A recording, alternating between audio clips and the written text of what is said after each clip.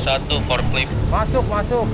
Sebuah truk terguling dan melintang di tengah jalan di kawasan Industri Kapuk, Jakarta Barat. Entah bagaimana, tiba-tiba truk kehilangan keseimbangan dan terjungkal saat akan memasuki kawasan pabrik. Akibatnya lalu lintas di sekitar pun langsung terganggu. Setelah terima berita kita mempersiapkan peralatan di unit kita yang kita butuhkan. Nah, kemudian jam 11:22 kita meluncur ke TKP. Hal seperti ini bukan pertama kalinya petugas damkar alami. Yang jelas dalam keadaan apapun, setiap laporan kedaruratan harus segera ditangani tanpa pandang waktu dan situasi.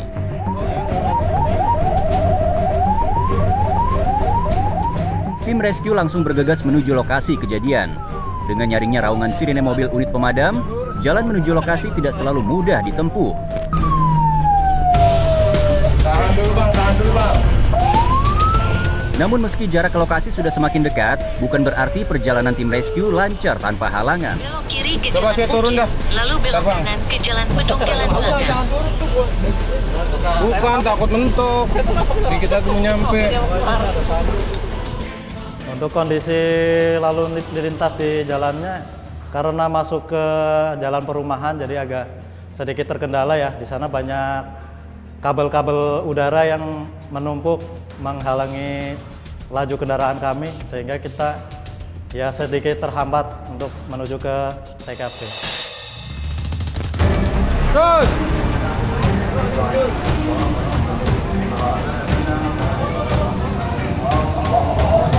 Mundur aja Pak, kita mau belok.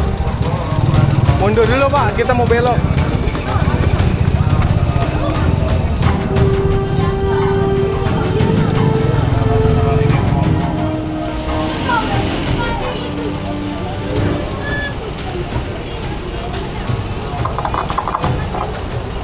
Setelah berjuang melewati berbagai rintangan di perjalanan, tim rescue akhirnya berhasil memasuki gang menuju lokasi kejadian.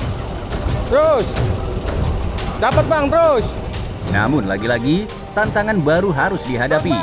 Lebar gang yang sempit membuat pergerakan unit berukuran besar ini menjadi terbatas. Nah, kita setelah sampai di TKP melihat kondisi truk yang sudah terguling, kemudian posisi truknya juga ada di depan gerbang sebuah gudang. Jadi kita agak sedikit mengalami kesulitan karena kita untuk posisi menarik menggunakan seling juga nggak searah dengan kendaraan kami. Walaupun ada kesulitan, tim akan berusaha sebaik mungkin untuk menanganinya. Mari kita sebelum melakukan aktivitas agar diberi kelancaran, kita berdoa terlebih dahulu. Keyakinan masing-masing berdoa mulai. Usaha penyelamatan kemudian berlanjut dengan menyiapkan strategi, hingga diputuskan untuk membantu penarikan dengan alat berat yang sudah tersedia di lokasi. Udah ada power chip Ki. Taruh di sana aja dulu, enggak taruh situ aja dulu. Takutnya kan nggak kuat ya. Beruntung, tim juga mendapat bantuan dari pihak lain yang siap meminjamkan peralatan. Kerjasama inilah yang akhirnya membuat proses jadi lebih cepat dan ringkas. Jadi kalau kemungkinan kalau emang murni menggunakan alat kita, mungkin sedikit memakan waktu lebih lama ya karena terkendala dengan posisi truk yang ada di medan yang sempit. Setelah berbagai hal sudah diperhitungkan dengan matang, barulah tim mengatur ulang formasi dan teknik penarikan truk. Hal ini tentu dilakukan untuk memastikan risiko kesalahan yang bisa berakibat fatal. Bang, ini kalau udah diangkat sama forklift, perlu ditahan nggak? Nah, kita tetap dia ngangkat. Nanti kita tetap bantu pakai seling. Kita tarik dari atas. Mana udah miring deh guys. Kita pelan-pelan sambil kita tarik pakai seling. Posisi mobil di sini apa ke sana?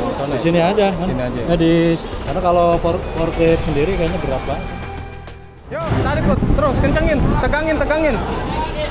Tegangin Put, tegangin terus. Terus. Pelan, forklift pelan. Forklift lanjut. Pelan-pelan. Pelan. Kencengin. Pak, tahan. Masukin, ayo. Pepetin. Udah.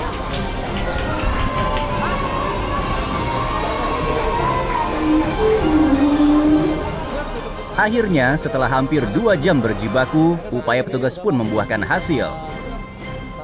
Truk kontainer yang nyaris terguling berhasil ditarik mundur ke posisi aman.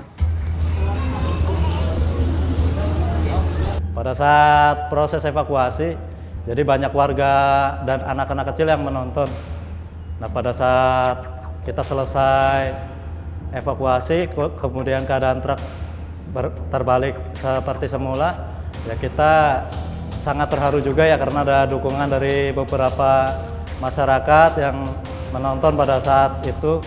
Karena memang di situ juga akses satu-satunya untuk keluar masuk masyarakat. Misi kali ini pun berhasil ditangani dengan baik.